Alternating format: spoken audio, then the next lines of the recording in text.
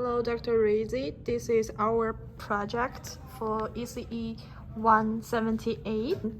This is Yue Yang, and this is my partner, Adam. Hello. Okay, so we are going to demonstrate our functionalities, each one by each one. So the first one is key 1, which control the fan. So when I press Q1, the fan is operating. If I press again, it just toggle it back to the off state. The next one is the external light, which will be used for the smart light control using photosensor and PIR motion sensor. So right now I'm just going to test it. Use the interrupt to control the lights, and key 3 is to reset the system. Now it comes to our switch interrupt. The first one is going to turn on the fan auto mode. So at this point, if I try to turn on the fan, it will stop because the auto mode is based on the temperature. If the temperature is below a specific temperature, the fan won't turn on. So Aiden, can you increase the temperature?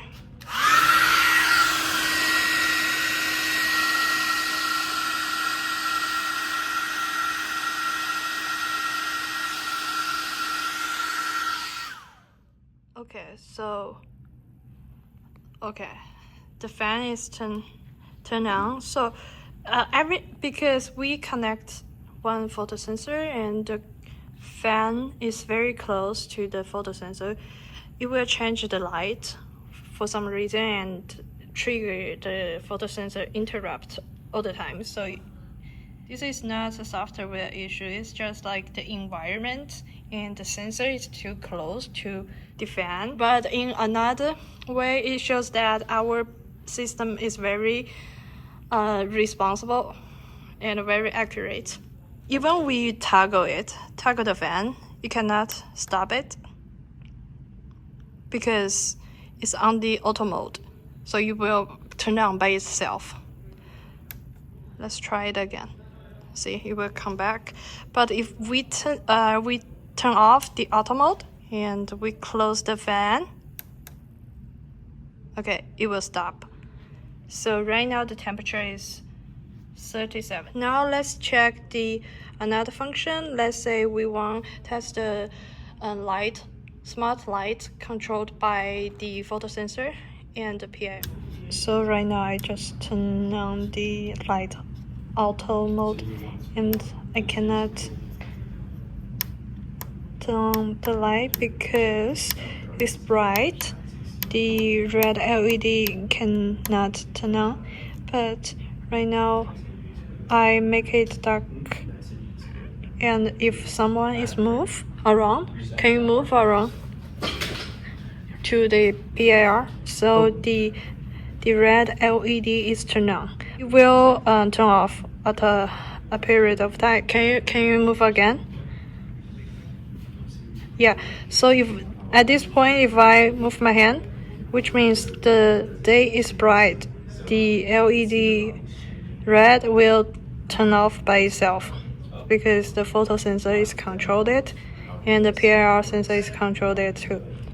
And with a timer stamp to turn it off automatically. So the next one, we are going to test the security function. We use the security mode. Can you move around the PIR? The alarm will trigger. The only way to stop the alarm is to input the password. So we have our password here. Okay, the buzzer will stop. Another function is to control the garage. Also use the keyboard, the keypad. We have the same keypad, but you can change any password you want. So it shows the garage is opening. And this is controlled through a step motor. Right now the garage is open, and after a few second delay, the garage will close by itself. So this is another function we have. Adam, do you want to talk about the hardware? Sure. So most of the LEDs that you see are debugging LEDs. So these ones were really important for the setup, and we just kind of left them. So this is a matrix keypad. And so what that means is that these, there's only 8 wires. 4 of the wires are for the columns, and then 4 of them are for the rows. So the columns are constantly powered. That's what these lights are indicating. And then whichever button gets pressed will allow current through, which you can see now lights up this LED here. So each row is put on its own LED. Then to figure out which column, this is happening too fast for the human eye to see, but each one of these LEDs gets turned off from bottom to top, and then whichever one of these turns off and also causes whichever one of these to turn off, is then the correct column. And then based on that, we have a matrix, and so, for example, this being pressed gives us 4 as our, or it would be 3 as our Y index, and then depending which one turns off would give us our X index, and then we plug that into the matrix, and then that spits back the key value. And that is then transmitted to this. This is a photo sensor that I got. It's actually a good thing because it came in yesterday. We were going to try a regular photoresistor, but that would not work because we needed it to be somehow a digital input, and trying to read an analog input would have, it really didn't work. We tried it. It was too inconsistent. So now we have a photodiode, which is it's very sensitive and very highly directional. So a lot of the light out in this area will mess with it. You can see I just waved my hand and it's already starting to do stuff. So these are just simple transistor circuits. This buzzer requires about 200 milliamps, and this DC motor also requires 200 milliamps, and this stepper motor also requires about 200 milliamps. So to get all of them running at the same time, we need the power supply, which is behind here. Speaking of the power supply, that's why our demonstration didn't work live during class. It was because our power supply red lead was unplugged, but we couldn't see it because our very beautiful house, was in the way. This right here is our humidity sensor. Yeah, can I talk about this? Sure, go for it. It works. So, I take care of this DE2-115 sensor, and I use their specific communication protocol. What I did is to follow their protocol and let DE2 and DE2-115 talk to each other by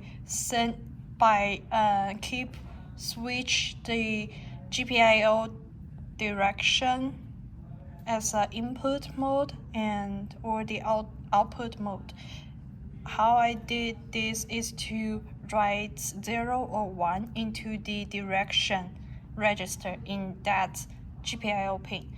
And how I controlled the time, I used the timestamp to make sure the period which signal either stay high or stay low is exactly for that period amount of time, which can be accurated into 1 microsecond.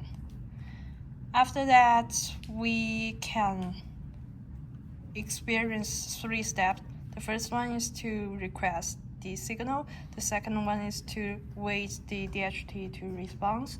And the third step is to interpret the data by measure the time of the DHT sending data to high, how long it stays high. So if it's within like 30 microseconds, it will be interpreted as logical low. If it's longer than 70 microseconds, it will be interpreted as logical one. And for this sensor, it has two data. The first and have five bytes. The first 2 bytes are humidity, and the third and the fourth are the temperature, and the last digit is to check the sum of the 4 bytes, the first 4 bytes, to make sure everything is correct. Otherwise, it will have a transmission error. And so these two types are double type. So we can display on the LCD board as two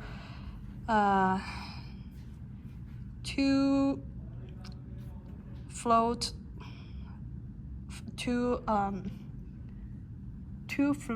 number.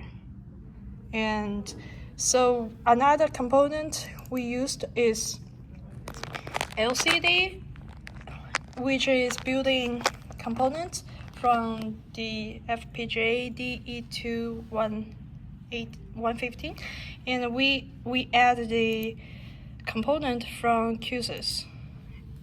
So when we add LCD, it shows two different. The difference is the GPIO one is the external LCD, but when we use university program, it's built in. So we check off the online resources, and we declare our device path, and we open the device. Then we write our library to control the LCD write, and that's how we can easily output our result on the LCD.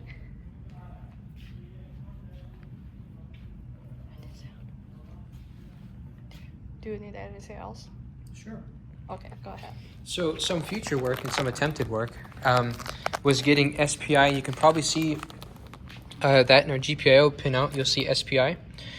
We tried to get SPI to work, and it's been moved to something that we'll do in the future. At least I personally want to figure this out. We were able to get SPI working through these through the GPIO pins because we wanted to try and implement this RFID reader. Unfortunately, we weren't able to. We spent 2 days. We spent about 2 days, which is about a third of the total time we had available on this project on this, and we were not able to get it to work. Well, we were able to get SPI to work, and I'm going to show you that in a second, but we were not able to get this to respond to it. So I think there might just be some very niche timing issues that we have to go dig very deeply into the datasheet to figure out. But I want to show you that we have the SPI working. So it's going to submit the string 55639AC. And I slowed down the transmission rate to 4 Hertz so that it's visible by the human eyes. But we did spend a lot of our time on this, and we have SPI working. The rightmost LED is NSS. S clock is right next to it, and then this is MOSI. But whenever we send read commands to this, it will not read, so our MISO is left blank. But we did figure out how to get the SPI core to work, just we haven't been able to talk to this quite yet. Yes. So this project, we have a lot of GPIO and a lot of interrupt, and customized library. So I think it's very comprehensive project, and we hope you like it, and you have a good night.